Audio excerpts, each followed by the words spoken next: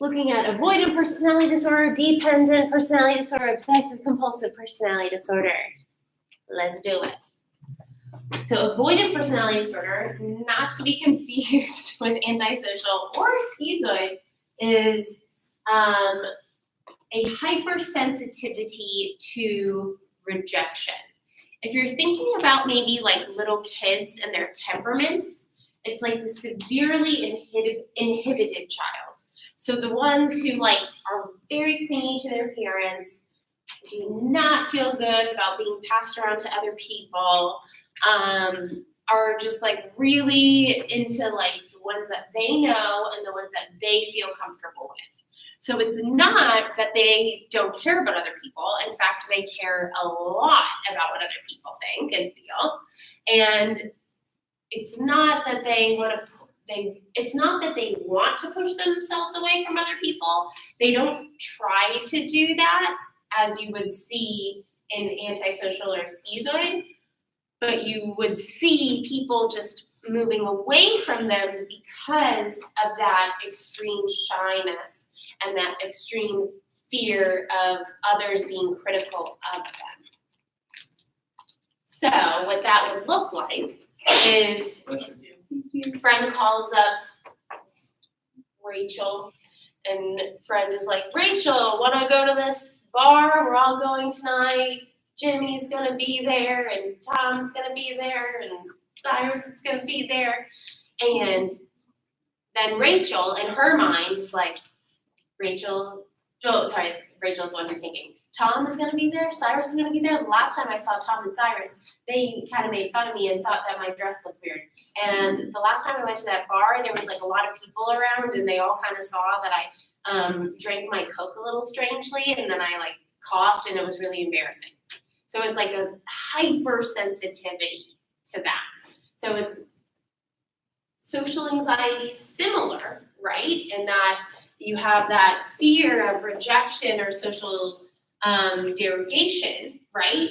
But because it's a personality disorder, it's a part of the way that they are interpersonally throughout their lifetime, okay? So with social anxiety, you can like talk to them and be like, hey, that's a really twisted thought. Let me show you why that's a twisted thought. What if you thought this way? And they're like, yeah, I can work on that and try to be more positive with myself and try to change that thought. And they'll like go out there and try, okay? And maybe it goes badly for them and they're anxious, but like they try. With the avoidant personality disorder, you can't do that same CBT-like work of changing those thoughts with them. It just doesn't work as well because this is their way of being. This is like who they are. They're so insecure as far as themselves, as far as how they see themselves, that they're not going to initiate. Even if you work through like, that's a really negative thought. Do you really think other people think that about you? How likely is it that other people think that about you? And they would, if they were socially anxious, they would probably be able to say like, oh, it's probably unlikely. I know that's my anxiety and I'm trying to work through that. And it's probably like a 2. For someone who is has avoidant personality disorder, they would be like 100% that is what people are thinking about. Like 99.9%, I know that they notice that. It's like that extreme hypersensitivity about their own being, that they feel so uncomfortable in their own skin, that they avoid other people a lot of times. They are hypersensitive to rejection or any type of criticism. And they're, really going to struggle as far as like initiating relationships because, again, what looks similar to social anxiety, but what is different is that the initiation, they're going to really believe that the second they reach out to someone else, they're going to see their flaws and that they're going to do something stupid and they're going to be incredibly embarrassed. Also, it's that like more sensitivity to derogation and criticism than evaluation. So with social anxiety, they're worried about being evaluated negatively by other people. They're like thinking in the future of like, oh, this is gonna go bad. And then when they do it, they can recognize it wasn't as bad as I thought.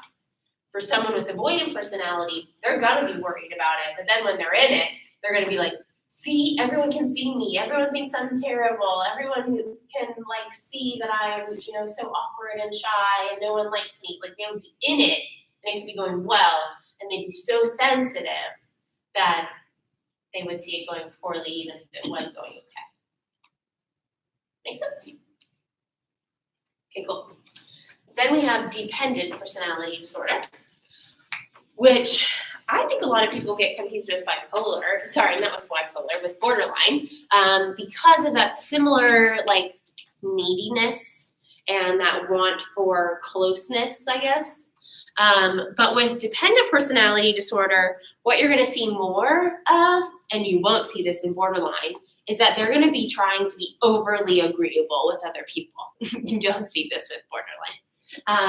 That they would, be kind of neurotic about it too, and like really, like always kind of questioning, like, you still like me? Can I do anything else for you? Can I help you anymore? Did you like the way I did that? Like those kinds of questions, which you don't see in borderline. But you do see that still like innate need to like have other people regulate you and have other people accept you so that you can feel slightly more calm. So again, it's like that discomfort of being alone is another way of thinking about that. Very indecisive, and that's again because they're so concerned about like others and having them make decisions for them and having them like give them comfort. I keep saying comfort. Have them give them confidence, I guess. If that person says that that's a good idea, I'm going to be very agreeable, go along with whatever they say, a lot of times to the detriment of this person, and then be like, okay, whatever you do, Yes. I thought in borderline it was like kind of the same to where you like having difficulty separating from a relationship or no? Do they have difficulty separating from a relationship? That's just not the way I would want you to understand that. So I do want to like clarify maybe a little bit more.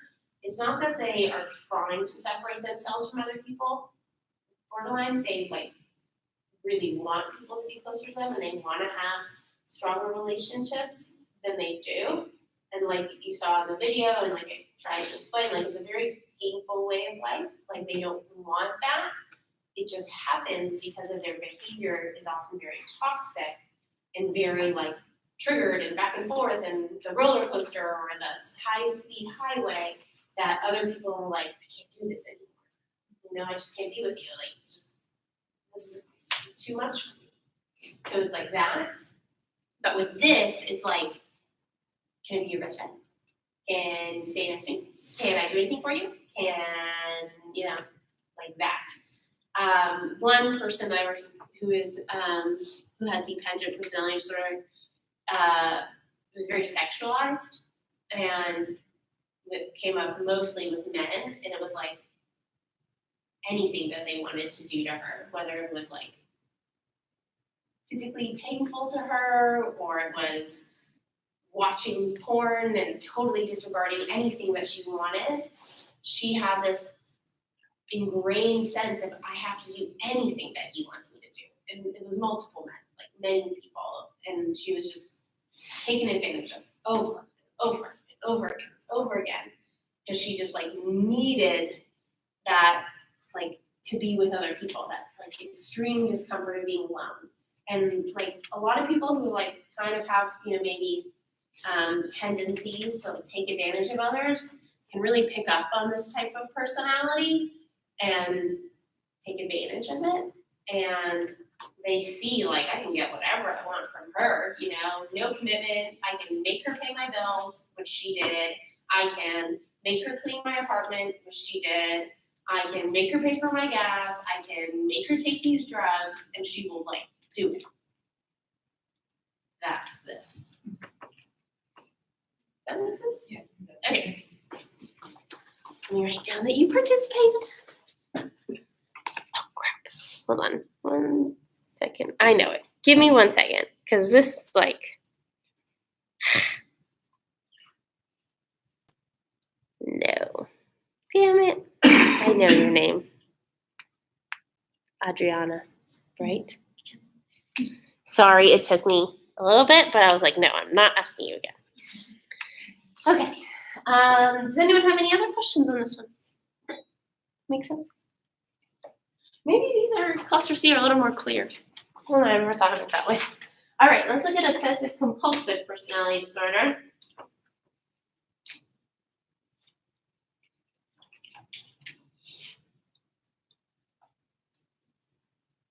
And then I have a really interesting case that I got to work with someone with this.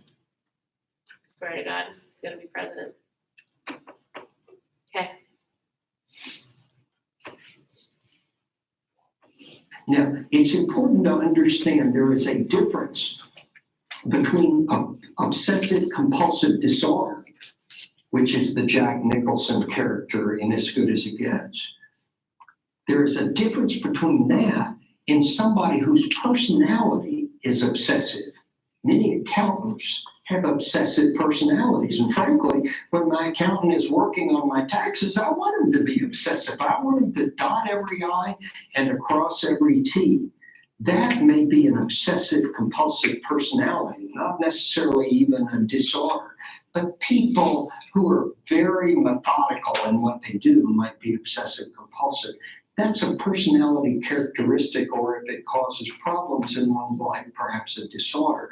That's a lifelong pattern of maladaptive behavior involving obsessions and compulsions. But OCD is generally a disorder that comes on in life. So people work like that all their lives, they suddenly develop it. Why do they develop it? Could be a psychological trauma, a situational trauma, maybe there's a biologic component. Okay. So, obsessive compulsive personality disorder, what you're going to see, I think the big one is perfectionism. That these people have it very often right on the ball. Like they dot all their I's, cross all their T's, are amazing at studying, amazing at their work, incredibly vigilant. They can work for hours at a time, being hyper-focused on what they do. Probably do it really, really well.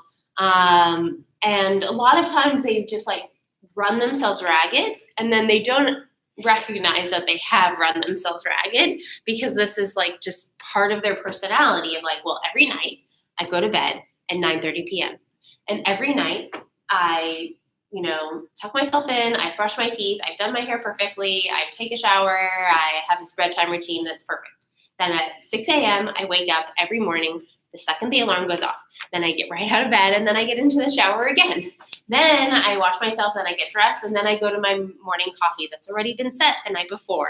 And it's just like, perfect, right? Okay, so now you might be thinking like, wow, that life sounds amazing. And honestly, when I worked with someone, 2 people, I had like stuff come up of like, damn, I wish I was more like this. Of like, grad school would be so much easier if I had this personality disorder. But that is not the case. And, check yourself if you're working with this personality disorder, if that comes up, because you want to work from a place of empathy and recognize these people probably have very cold lives. They don't have a lot of spontaneity. They don't have a lot of empathy because they're just so like systemic in their being, I guess. They're just like very methodical. Like if you can think of like counters in the OCD, right? If like the counters, they're like the counters in their world of like, well, this goes here, this goes here, this goes here, and there's 3, and it's symmetrical, and it's perfect, and I do the exact same thing the exact same way every day. Difficulty relaxing and having fun because it's like you go to bed every night, 10:30, wake up at 6 a.m., then you have your morning routine, then you exercise. It's like, where's the fun coming in? You ever sleep in? You ever like hang out with your friends? You ever just like skip school and do something normal for a change, right? And it's like, no, do. And again, these people are often very successful at what they do, and probably going to make a lot of money if they are good at what they do. And it's just more the difficulties that they have come up in the fact that they're so stuck on the rules. They're so stuck in their ways that they have a really hard time being flexible. Again, it's like ritualistic, but not in they have a compulsion in the same way that someone with OCD does. It's more of a way of being, again, of like, I have a compulsion to do this exactly right, in the same way, in the same order, in the right way that I find works best, that I've maybe even done research. There's this one person who had timed themselves folding their laundry and evaluated the best way to fold their clothing and to fold or not fold their socks, because this person had noted that it takes longer to fold and pick out the socks than if the person just put it in their drawer and then like found 2 socks that worked. Like that was actually more efficient. I don't know. I know you're looking at me like, what? That's crazy. What? For some things, okay, but is that, is it your life? Right, okay. Really don't mean to pathologize anyone by giving examples. I don't think you have this, Cyrus, because you come to class late. So, I mean, that's good. It's good to come late. Honestly, it is good. Like, it means that you're normal and you can, like, be a little chill. Sorry. I've just known you for a long time now. Okay. But you get what I mean. It would be like, again, in all aspects of your life, in all areas, that you would just be vigilant about this. It's extreme devotion to work, to perfectionism, and excessively controlling their behavior. Where these problems come up a lot of times is that you can't control others' behavior the way they can control their own behavior.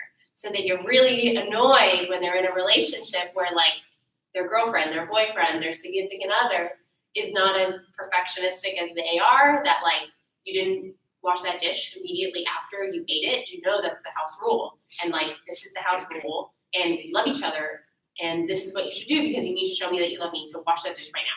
And they're just gonna keep getting pissed off about this over and over and over again because no one is that perfect. Most people are like, yeah, I left 3 dishes in there until tomorrow morning, so just feel like it right now.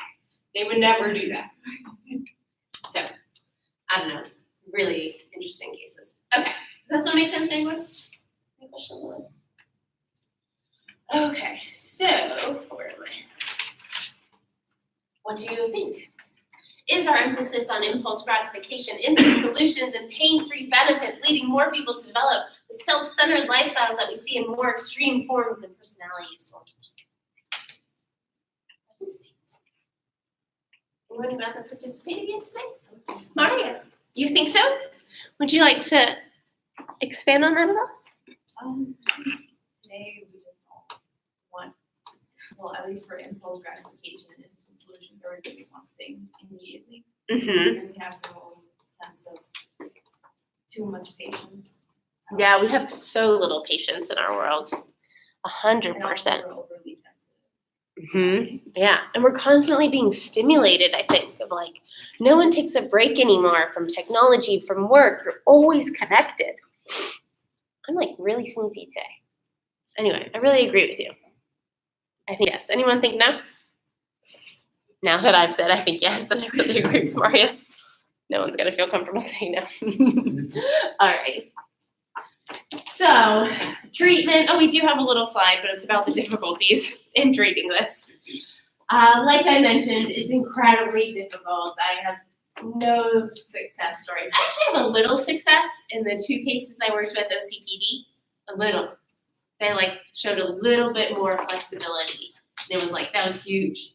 But I think actually that was my only success story. So I don't know. I think that's just me and my little group of N, my little N. I think some maybe disorders are more adaptive than others and can get away with having more successful relationships than others. I do think OCPD is actually one of those. But again, it's very hard to treat.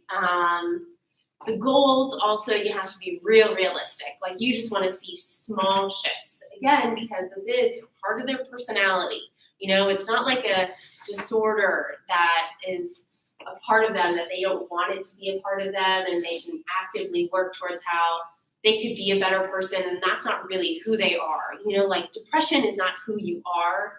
It's just like this dark cloud over you, and you and the therapist can kind of like work together towards like moving away the dark cloud, because that's not who they are really.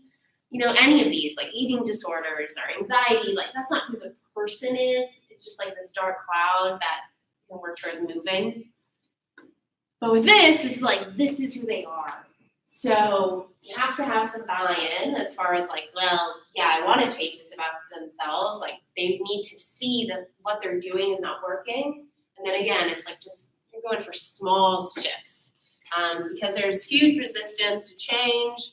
And just the way that they understand relationships, the way they are with others, the way they are with themselves, it's just really challenging to shift that. So we do have, some attempts. Yes, Janet. So the personality disorders, does this vary like what age you can diagnose them with, or does it like cross ages you can start diagnosing them with? Must be 18. 18 is the youngest. You cannot give a personality disorder until at least 18. Yeah. But I mean, you can see these traits come up earlier, for sure. Like, I mean, we saw, conduct disorder is highly comorbid. And those can be looking like personality traits, but you cannot give the diagnosis until they're an adult. Because also it's just like not fair. Like we mentioned before, like maybe they're just teens and they're being annoying teens and they could grow out of it and, just develop and become more mature. Good question.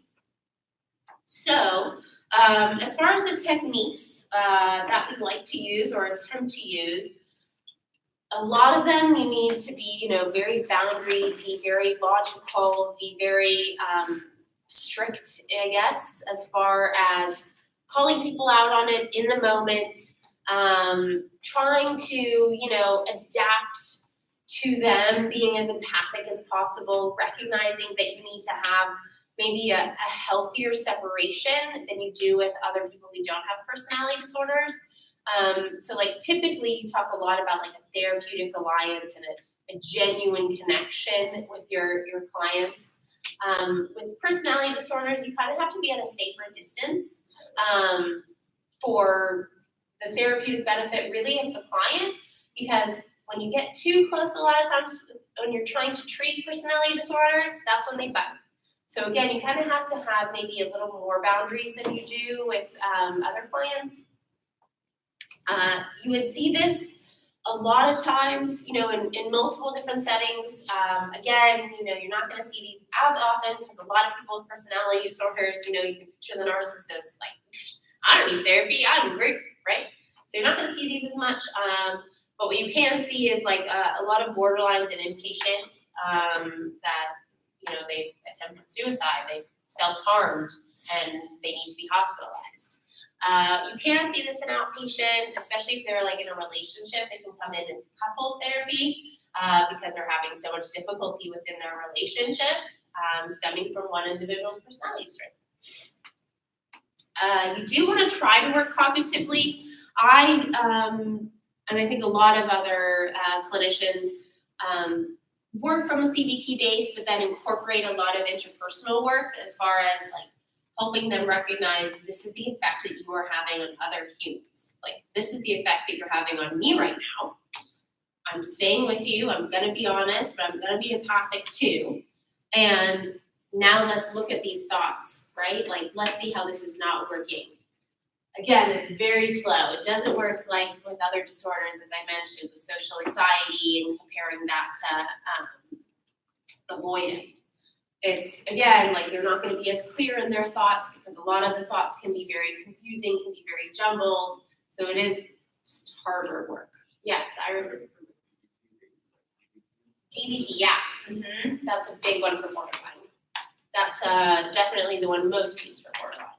DBT incorporates a lot of CBT, and it's just more regimented as far as like, I know CBT kind of gets a bad rap of like, it's very by the book and you just have a bunch of worksheets. But really CBT, when it's used, is like quite flexible. DBT has a book and it's like, this is what you do this week for self-regulation. This is what you do this week for maladaptive thinking patterns. This is what you do each week. So yeah, DBT is cool. And it is definitely used a lot for borderline. Okay. So, see us on the next slide. You know that? Maybe you did. All right. We also do like to use some antidepressants. As I mentioned, a lot of these, there's a lot of mood dysregulation and affect difficulties. But again, the SSRIs, those antidepressants, can kind of just soften the soil, as I mentioned. I don't know, I think I gave you that metaphor. Softens the soil so you can toil it a little bit easier. And you definitely, if someone is a candidate for this and is having any of those, mood difficulties, again, personality disorders are hard enough. Give yourself a little help maybe. But again, they are more likely to not want to take them if you're not compliant with their medication. So that's kind of challenging. Again, dialectical behavior therapy is DBT, very often used for personality disorders in general. It is known as the gold standard specifically for borderline. Again, also, like I mentioned, this is very interpersonal. Like a lot of psychologists and therapists incorporate interpersonal work. So transference-focused psychotherapy is another way of saying that. And what that is again, it's like trying to help them recognize how they are affecting other humans. That's transference. It's like recognizing that the way the client is with you is me, the therapist, is the way that they are with other humans in the world. So that's transference. Has anyone heard that term before? Never heard transference before? Some of you have heard it. So countertransference is like actually when it's the therapist and they're directing different behaviors, and that the therapist, the way that they are with the client is the way that they are in their outside world.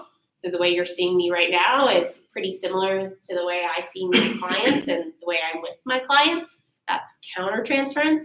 Transference is, again, the way the client sees you, the therapist, and it's very similar to the way that they're affecting other people. So I very often say, right now you're pushing me away and I'm feeling really uncomfortable and that was hurtful what you just said to me right now.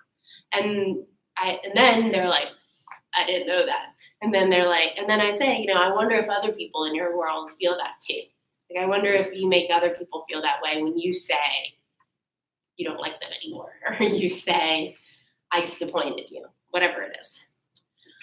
And then a lot of like mentalization work is incorporated into DBT in general. And that's, a lot of grounding techniques, peaceful thinking, mentalizing, a better way, a better tomorrow, a peaceful place.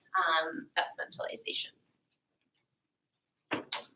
What we also have, as far as just looking again at treatment, very few controlled studies. Again, it's just really slim pickings on the treatment for personality disorders. There have been some studies that looked at antipsychotic medication, antidepressant medication as being slightly helpful for schizotypal. Again, cognitive behavior therapy and antidepressant medication, again, being slightly helpful for avoidant. But again, it's just slight shifts that we're seeing. Okay, so now looking at psychopathy, which is different than having a personality disorder. This was formerly called sociopathic personality. Told you never once. I don't know, maybe there's something in the air today. We don't actually know how often we see this in the world. That's probably because it's very, very low numbers. Very, very. No one in here is psychopathic.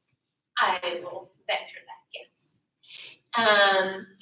Some people do see some overlap with ASPD, which is what we just talked about, antisocial personality disorder, but it is slightly different. So the dimensions that you would see with psychopathy are 1, 2, 3, 4. So we've got interpersonal, affective, lifestyle, and antisocial. So you're going to see most likely at least 3, I would say. I would really say you're going to see all of them. If you have psychopathy, you're going to be seeing it in all of these aspects of your life. The big tenets that I want you to think of as far as the psychopaths are, lack of remorse, lack of empathy, there's like that glibness, a charm. They don't think what they did is wrong. People could be telling them this is evil what you're doing, and they're like, I don't care. But it's like much more charming than that. Like they often have people very attracted to them because they're so charming, but their behaviors are actually like really sick and really just very deviant and very, very, I would go so far as say evil, as far as the pain that they inflict on other humans. Where it's stemming from is like a real need for stimulation. It's a very big compulsion. You could definitely say that they have compulsions and urges that they cannot control, and they act on them very impulsively. But they also can have, very well thought out plans of like how they're going to kidnap someone, rape them, cut them up into bits, and put them in a freezer.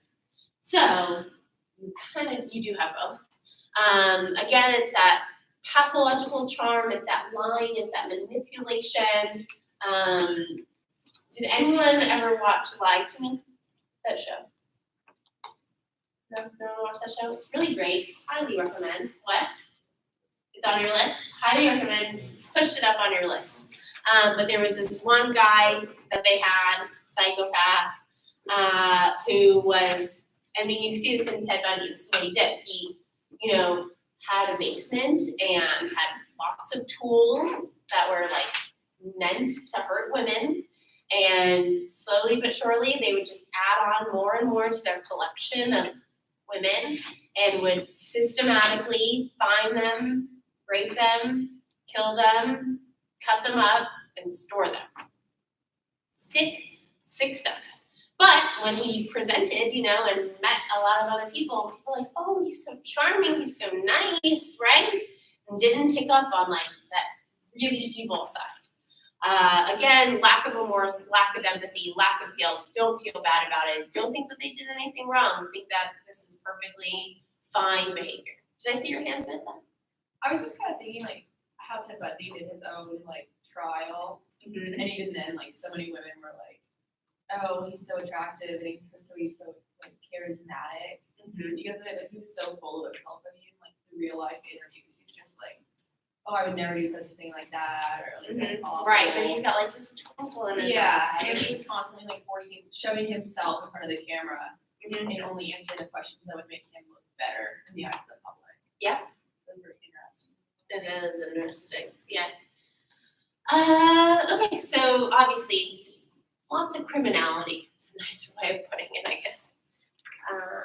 Okay, so as far as the clinical picture, obviously no moral compass. That just doesn't develop with them. Very impulsive, exploits others, just really negative. And that it does lead onto itself, though, is that maybe from a young age, they maybe had conduct disorder, just didn't have a good moral compass, maybe hurt a lot of animals. And then it kind of like starts with that impulsiveness. They kind of do a few bad things, and it just grows and grows to really exploiting others, and just gets obviously to the extreme, and huge counts of deaths and murders and mutilations. But obviously, I do want to point out this does not happen often, right? Like Ted Bundy happened how many years ago? A lot, right? At least 50, at least 60, I think. A long time ago. We don't see these people very often. Really, we do not. So don't get scared or worried. You just don't see them. Again, as far as causal factors, a lot of it, I think, has to do with genetic influence, that diathesis stress model. Like maybe there's some genetic features that someone would have that would predispose them to this. And then there's the stress that comes into their life, whether that's parental loss, parental rejection, something early childhood that's traumatic to them. And then again, you see that manifesting itself in their, emotional difficulties, potentially feeling like they are better than others, that, other people are just not necessary in the world, and it just grows and grows and grows. What we also see is some overlap as far as the risks for antisocial and psychopathy. as that you can have, difficulty regulating your emotions, high levels of emotional reactivity, so maybe aggressiveness and anger, that tendency in a response to stress. Both of these likely have something happen in their early childhood that's very traumatic to them. And it can go as far as psychopathy is concerned, that then they can have just like a lack of fear, that they're untouchable, that they're not worried or concerned, that they're definitely not worried or concerned about other people. That would not bring out any fear in them.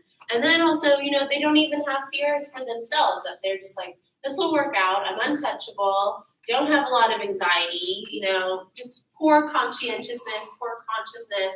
Again, obviously, not a very strong moral compass. And that premeditation, I think also for aggression, right? Like, you got the tools, you got the basement, you got a lot of stuff, you scope it out, you ready yourself for that aggressive behavior. Again, now just looking at those sociocultural causal factors, we do see that this does come up more often in lower socioeconomic status groups, but we see it, across races, across ethnicities, across cultures, that, again, I think with psychopathy, I think it comes out a lot because of these early, terrible, traumatic experiences. We do see more often in lower socioeconomic status groups, just because they are at risk for that. But again, as far as we see it everywhere. We can also see it in high socioeconomic status groups, and that maybe that manipulation, that charm can really get people ahead sometimes, and that can relate to having more money. What we also see is that it's in individualistic and collectivistic cultures, and again, the aggression that we see kind of differs across, cultures as far as race, ethnicity, what that looks like, what aggressive behaviors are to them, but we are seeing it, across. Now, again, treatments are very, very challenging. Like, if you're seeing a psychopath, I think most mental health professionals go their entire careers, okay, 30 plus years and never see a psychopath. If you're working in the prison system and they're mandated to see you. I think that's the only reason why you would see a psychopath, to be honest. I will never see a psychopath. I think that's definitely true. Again, you want to try those cognitive behavioral treatments, best of luck to you. That's what I have to say about that, if it works at all. Early intervention is definitely best. Catch them before they kill 70 women, catch them while they're killing some turtles. I don't know, but if you can. And then again, extremely, extremely difficult. Success rates are very low as far as treatment goes. Chances are they're just going to be in jail. Lots of unresolved issues that I'm not going to go through right now, because I do just want to hit on the chapter 11 at least a little bit. But you can think about those questions on your own.